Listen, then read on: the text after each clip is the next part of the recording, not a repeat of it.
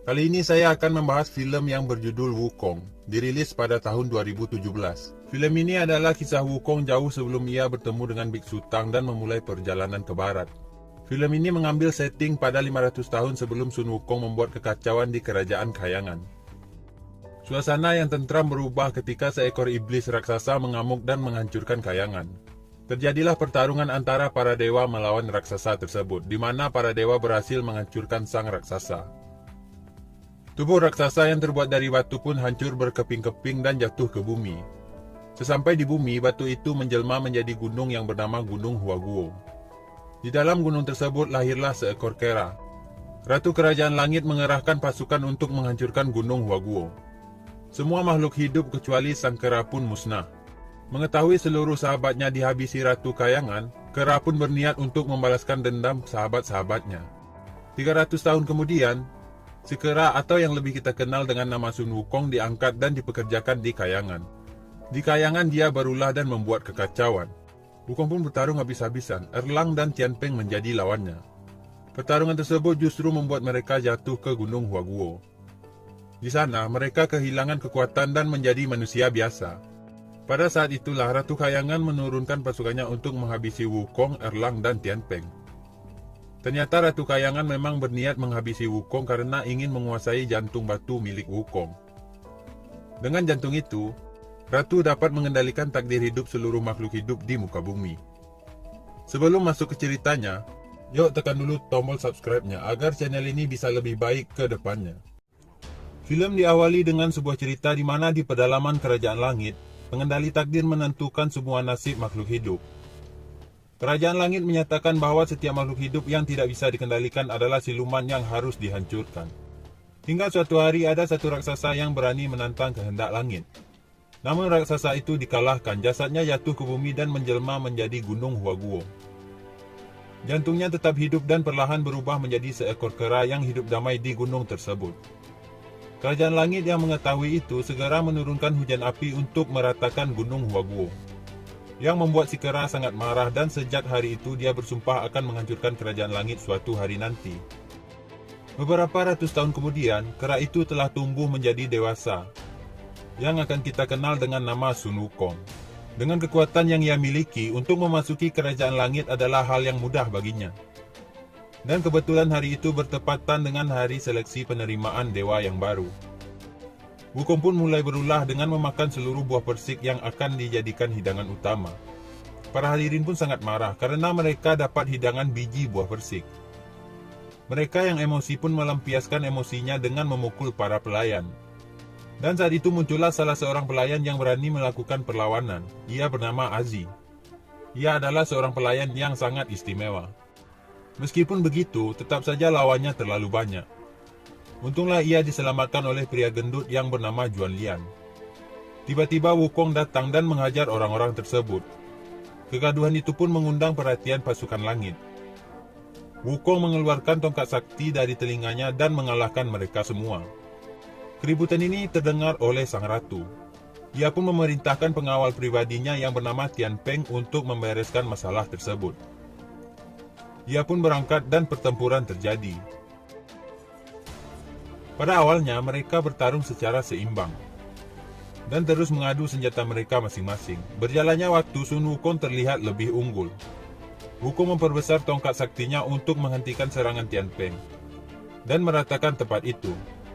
Ketika tongkat itu hendak mengenai Azi, seorang dewa pun datang untuk menghentikan tongkat sakti Sun Wukong. Kita sebut saja Dewa Erlang. Kemunculannya membuat keadaan membalik. Dengan pukulannya saja cukup untuk memukul mundur Sun Wukong dan tongkat saktinya. Sun Wukong mencoba menyerangnya dari jarak dekat, namun hasilnya tetap sama, karena pukulan dari Dewa Erlang sangatlah kuat. Sun Wukong yang telah kalah, ditangkap dan dibawa ke sebuah goa, tempat hukuman para dewa. Dewa Erlang turut menemaninya. Dari percakapan mereka, diketahui bahwa Dewa Erlang adalah anak dari Dewi Kerajaan Langit yang menikahi seorang manusia. Untuk menebus kesalahan ibunya, ia pun mengabdikan dirinya untuk Kerajaan Langit. Sementara itu, Azi pergi menemui sang ratu, meminta pengampunan untuk Dewa Erlang. Menurutnya, ia tidak bersalah dan tak sepantasnya menerima hukuman. Di sini juga diketahui bahwa Azi sebenarnya putri dari sang ratu. Karena suatu kesalahan, ia pun mendapat hukuman untuk jadi pelayan selama 100 tahun. Sang ratu mengabulkan permintaan putrinya. Akhirnya ia bersedia membebaskan Dewa Erlang. Sedangkan Sun Wukong ia berikan sebuah mahkota yang digunakan untuk mengekangnya. Ketika mantra dibaca, ia akan mulai merasa kesakitan.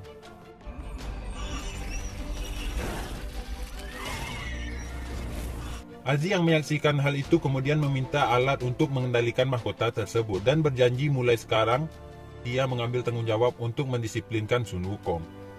Ratu mempercayainya sehingga sepenuhnya Sun Wukong diserahkan kepada Aziz.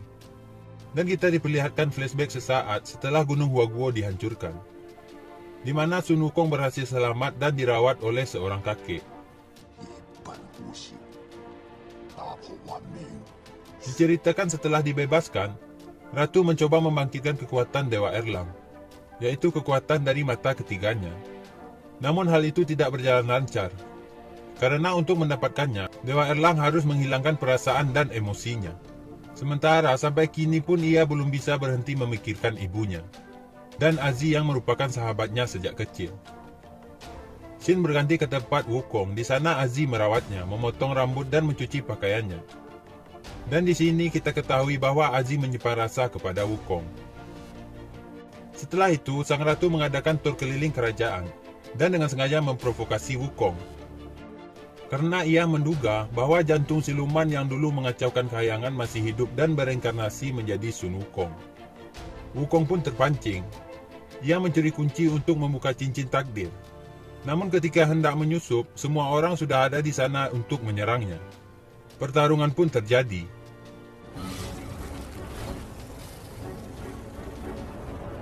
Yang membuat runtuhnya jembatan takdir.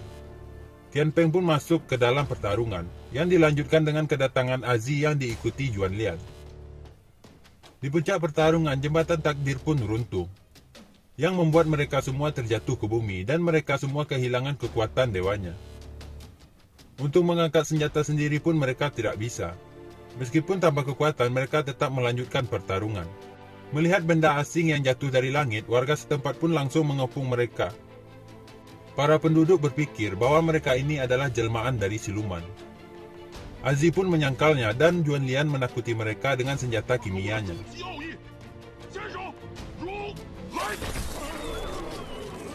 Di tengah kericuhan, tiba-tiba siluman awan yang sangat mengerikan muncul dari langit. Mereka semuanya menjadi takut dan berlarian mencari perlindungan. Siluman awan ini mempunyai kemampuan untuk menarik seseorang ke arahnya. Ketika semua orang sudah berlindung, ada seseorang anak yang tertinggal. Dan dari belakang muncul seorang gadis yang datang untuk menyelamatkannya. Tian Peng yang menyaksikan dari jauh melihat bahwa gadis itu sangat mirip dengan kekasihnya, yang sudah lama pergi. Gadis itu bernama Ayu, yang diusir dari langit karena melakukan kesalahan. Usaha gadis itu sia-sia karena tak ada yang dapat menghentikan amukan dari siluman awan. Tian Peng yang melihat itu pun mulai berlari ke sana untuk mengorbankan diri demi menyelamatkan gadis dan anak itu. Di detik-detik terakhir, Sun Wukong dan Dewa Erlang datang untuk membantunya. Juan Lian memerintahkan Aziz untuk menembakkan senjata kimianya ke arah siluman itu. Ternyata senjata Juan Lian memiliki kemampuan untuk membekukan udara. Tian Peng pun berhasil diselamatkan dan usaha mereka untuk menghalau siluman awan pun berhasil. Kemudian, Wukong dan Dewa Erlang pun diikat karena mereka dianggap sebagai ancaman. Mereka pun mengetahui kalau siluman awan kerap datang ke tempat ini untuk menculik warga dan menghabiskan seluruh persediaan air. Karena hal ini, warga desa kehilangan sumber makanan karena tak mampu menanam padi. Dan ternyata tempat itu dulunya adalah Gunung Huaguo. Tian Peng dirawat oleh gadis yang mirip kekasihnya. Tian Peng sangat yakin bahwa gadis itu adalah Ayu. Karena gadis itu memiliki batu meteorit yang dimiliki oleh kekasihnya. Tetapi ia tak mengingat apapun dan mengatakan kalau ia sudah memiliki batu itu sejak kecil. Sebenarnya Tian Peng ingin menunjukkan batu meteorit miliknya. Namun sayangnya batu itu tersedot oleh siluman awan. Di waktu yang bersamaan, tiba-tiba Erlang dimarahi oleh seorang ibu yang memiliki masalah dengan ingatannya. Ibu itu mengatakan bahwa Dewa Erlang adalah anaknya yang telah meninggal.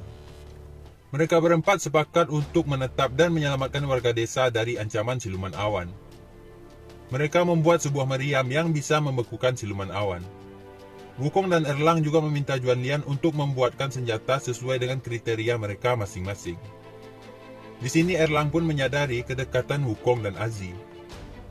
Namun tiba-tiba ia dipanggil oleh seorang ibu-ibu yang kemarin mengatakan bahwa Dewa Erlang adalah anaknya. Ibu itu memberikan Erlang sebuah batu dan mengatakan batu itu adalah kentang manis. Setelah semua persiapan lengkap, mereka pun membentangkan kain merah untuk memancing siluman awan keluar. Dan tiba-tiba langit menjadi gelap, pertanda bahwa siluman awan akan muncul. Namun di luar dugaan, ternyata awan itu sangat kuat. Meriam pun rusak dan ia hampir menarik salah seorang warga. Wukong pun segera membantu dan diikuti oleh semua orang. Kemudian mereka bersama-sama memperbaiki meriam. Namun sayangnya meriam itu tak dapat menjangkau siluman awan. Dewa Erlang pun segera membantu untuk mengangkat meriam tersebut. Akhirnya siluman awan pun berhasil ditangkap. Beberapa waktu kemudian, hujan pun turun dan semua orang menyambutnya dengan penuh sukacita. Dan Tianpeng pun berhasil mendapatkan batu meteoritnya kembali. Ratu Kerajaan Langit dibuat sangat murka akibat ulah Wukong yang telah menghancurkan jembatan takdir. Dan ia pun melaporkan masalah ini kepada Kaisar Langit. Di Gunung Huaguo, semua orang tengah bergembira merayakan keberhasilan mereka menangkap siluman awan. Sementara Tianpeng pergi menemui Ayu untuk menunjukkan batu meteorit yang ia miliki. Tetapi Ayu tetap tidak bisa mengingat masa lalunya. Hal ini membuat Tianpeng merasa patah hati. Kemudian Ayu mengatakan, memang apa pentingnya masa lalu? Baginya beberapa hari di sini bersama Tianpeng telah menjadi hari paling bahagia dalam hidupnya. Di lain tempat, Dewa Erlang juga bertemu dengan ibu-ibu yang kemarin. Ibu-ibu itu mengatakan bahwa sebenarnya ia tahu bahwa Erlang bukanlah anaknya. Ia sadar kalau anaknya benar-benar sudah meninggal. Di sini ia hanya ingin titip pesan, jika Dewa Erlang kembali ke langit dan bertemu dengan putranya, katakan padanya jangan khawatir, karena ia baik-baik saja. Mendengar hal itu, Dewa Erlang pun menjadi tersentuh dan teringat pada ibunya. Dan di lain tempat, Wukong yang sedang berbincang-bincang bersama Azi mengatakan bahwa Gunung Huaguo dulunya jauh lebih indah daripada yang sekarang. Tetapi ia juga mengatakan bahwa ia merasakan bahwa tempat ini memanglah Gunung Huaguo. Tanpa mereka sadari, ternyata Ratu telah mengerahkan pasukan langit untuk membunuh seluruh masyarakat desa.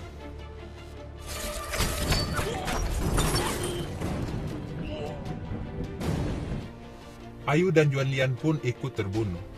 Pembantaian ini membuat Wukong menjadi sangat marah. Ia mencoba melawan pasukan langit. Namun hal itu sia-sia karena ia telah kehilangan seluruh kekuatannya. Kemudian sang ratu mengatakan bahwa seharusnya warga desa sudah mati sejak kemarin. Campur tangan dari kalian hanya akan membuat mereka mendapatkan harapan palsu. Hal ini juga menjadi pembelajaran bagi mereka, bahwa mereka tidak bisa merubah takdir. Setelah itu Ratu membawa mereka kembali ke Kerajaan Langit untuk menerima hukumannya. Wukong yang dihukum mati tetap menahan rasa sakit karena ia masih ingin hidup. Ia masih memegang janji yang harus ia penuhi, untuk membawa Azi melihat matahari tenggelam di Gunung Huaguo. Karena tak tega melihat kondisi Wukong, Azi pun membohonginya agar ia mau menyerah. Ia juga mengatakan bahwa apa yang ia lakukan ini sia-sia, karena Gunung Huaguo benar-benar sudah lenyap. Seketika tubuh Wukong pun hancur dan jantung abadi milik Wukong kini berada di tangan sang ratu. Ia pun menggunakannya untuk membangkitkan mata ketiga Dewa Erlang. Azi juga sudah selesai dengan masa hukumannya. Kini ia kembali menjadi dewa. Di sisi lain, ternyata jantung abadi milik Wukong hanyalah sebuah simbol. Syal Wukong yang dibuang Azi ke bumi jatuh ke Gunung Huaguo dan berhasil ditemukan oleh guru Sun Wukong. Sang guru pun bertanya, apakah tujuan Wukong sudah tercapai? Tetapi Wukong mengatakan bahwa ia telah kalah. Gurunya pun memberi sebuah motivasi yang membuat Sun Wukong berhasil bangkit kembali. Ia pun langsung mengangkat tongkat saktinya dan berubah ke wujud keranya. Kemudian ia memanggil siluman awan untuk mengantarnya menuju Kerajaan Langit. Sesampai di sana, ia dengan mudah mengalahkan seluruh pasukan langit.